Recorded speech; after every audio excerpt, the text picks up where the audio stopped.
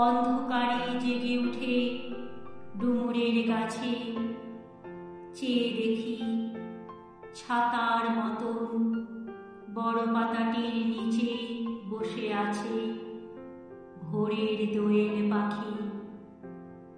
চারিদিকে চেয়ে দেখি পল্লবের স্তূপ, জাম, বট, কাঁঠালের, হিজলের, অশথের করে আছে চুপ। ফণিমনসার ঝোপে সতী বনে তাহাদের ছায়া পড়িয়াছে। মধুকর ডিঙা থেকে না জানি সে কবে চাঁদ চম্পার কাছে। এমনি হিজল, বট, তমালের নীল ছায়া বাংলার অপরূপ রূপ দেখেছিল।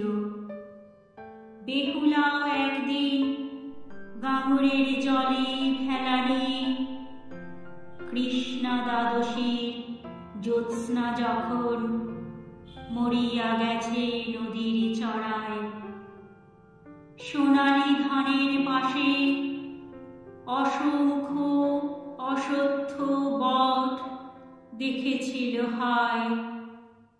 শ্যামার নরম গান শুনেছিল একদিন অমরায় গিয়ে, ছিন্ন খঞ্জনার মতো যখন সে নেচেছিল ইন্দ্রের সভায়।